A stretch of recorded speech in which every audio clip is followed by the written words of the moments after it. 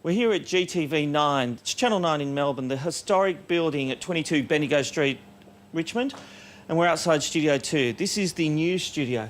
Let's go in. Peter Hitchener is standing by to have a chat. Hello, Peter. Good afternoon. Hello, Rob. Hi, thank you very much. Good to see you. Good to see you too.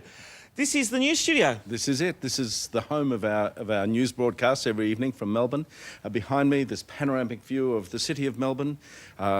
It's occasionally been invaded by a seagull and occasionally giant flies mob the camera as well. But generally speaking, we keep the livestock out of the road and we do the news from here every afternoon. Well, it's funny you mention that because we put the word out on Facebook that we were going to be in here and we've had some questions. And here's some I prepared earlier. Here we go. And in actual fact, someone has actually asked about the seagull. Yes. So we've had Christopher ask us, what was going through your head when the giant bird came on TV? Okay, let me tell you about it. I was reading away here a story about a cold case murder inquiry, a very big reward for information about it. I noticed that the camera crew started hiding behind their cameras and there were sort of muffled giggles coming from behind the cameras. Not usually happen. I look over on the wall and there on the monitor is this giant seagull behind me, just walking along with a very, unconcerned look on its face, took no notice of me, just kept going. And I felt, what do? Do I make a joke about it? Because it lent itself to pantomime lines like, it's behind you. but I thought, I won't do that. Exactly appropriate. No, I thought I won't do that with a cold case murder inquiry. Yes. So I just kept reading and I thought, nobody will notice. And then it became this internet phenomenon. And what happened is that the camera that takes our lovely city skyline view has been raised since then, so that any seagull that wants to make an appearance will have very long legs or maybe high-heel shoes. Police say they hope someone burdened with information will help solve a 27-year-old gangland murder. Let's have a look at the studio here. Okay, great. Now this is where the sports presenter sits every afternoon, except at the moment he's out at the golf. Lucky Tony Jones watching Tiger Woods and company perform. Oh, I'd be happy about that. Oh, lucky thing. And over there is where Lavinia Nixon does the weather in Melbourne every night, telling us about what we can expect.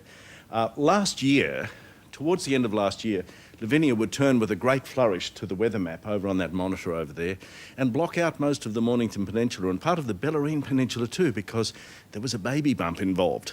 The baby's been born and now she's back to normal and telling us about the weather all over again. Well, actually, people have asked us about that. I remember on our Facebook page, people have been saying, how does she get from here? Because then we take a full screen graphic and then she gets back. But if you actually look at it, it's not a far distance to get over, is it? It's not a big distance, and so what she's doing is on the 7-day forecast, she'll start talking about tomorrow's weather and then the next day. And while she's doing that, she just comes back over here and quietly finds the chair and sits down obediently. And then at the end of it, we have a chat about the weather. And it's like magic, and that's it. She's back here. Yes, exactly. And it just looks neater for the family shot at the end when the three of us are there together. Yeah.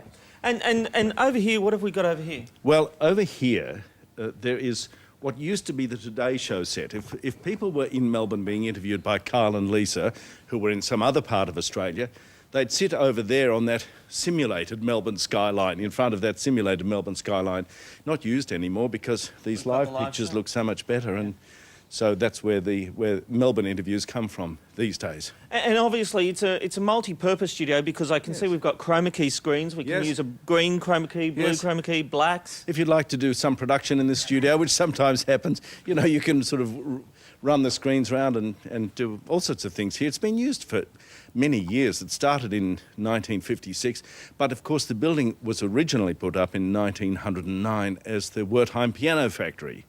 And then it became the Heinz Baked Beans and Tomato Sauce Factory. And then it became a television station in 56. And now it has this rich history. Yes. And there is such a fondness in Melbourne for GTV-9. I mean, people want to get as much of it as they can before it goes. Yes, I think so. We've had some studio tours which we've offered to charitable organisations and other people if they're interested in having a look through, and the response has been overwhelming. And it brings back a lot of memories for people who may have come here for In Melbourne Tonight or the wrestling with Jack Little, or It Could Be You with Tommy Hanlon Jr. So there are lots of reasons that people that have been here over the years. Well, it is such a rich history, and it is actually such a thrill to be here. Yes.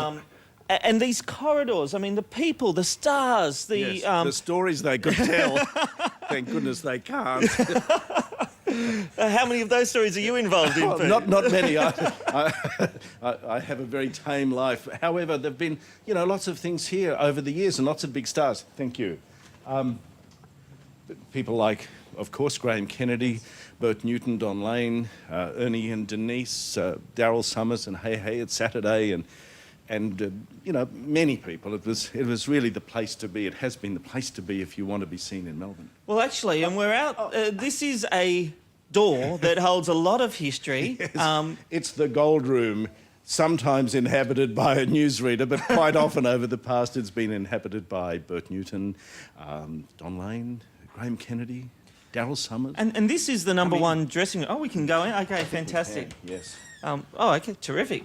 And this has been the number one dressing room. This is where the biggest stars on the network have called home. Well, except that the biggest stars of the network, people like Bert and Eddie and others, actually have better dressing rooms than this these days. But I'm in here for the moment anyway, till we move. And it's very comfortable. You could sleep here. I don't, but you could. Dedicated to the job, ready to break news 24 hours a day. There's another news break coming any minute. I've got to be ready for that. Right. And is there a little story you can tell us about something that might have happened in these walls that you've heard? Not that I've heard, no. Well, no.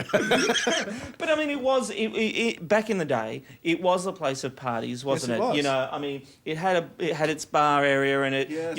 a lot of entertaining was done in this room. Right. Exactly right. There was, in the early days of television, there was plenty of live television every night, the variety shows, and that's what GTV really specialised in. It did lots of things really well, but the variety shows were what people wanted to see. So there was always something happening here, and anyone who was in town, any movie star, any author, politicians would make their way at some point or other to GTV for an interview and an appearance on one of the shows. It might have been a current affair, but it was probably IMT. Fantastic. Well, thank you for taking the time to show us around. Peter is actually going to do a few more videos with us as we have a look at this historic building. If you've got any comments, go to facebook.com/9news and make sure you like the news Facebook page, because that's where the videos will be uploaded. Peter, thank you very much. Great pleasure. Thank you, Rob. Fun, insightful interviews from a washed-up producer with nothing to lose.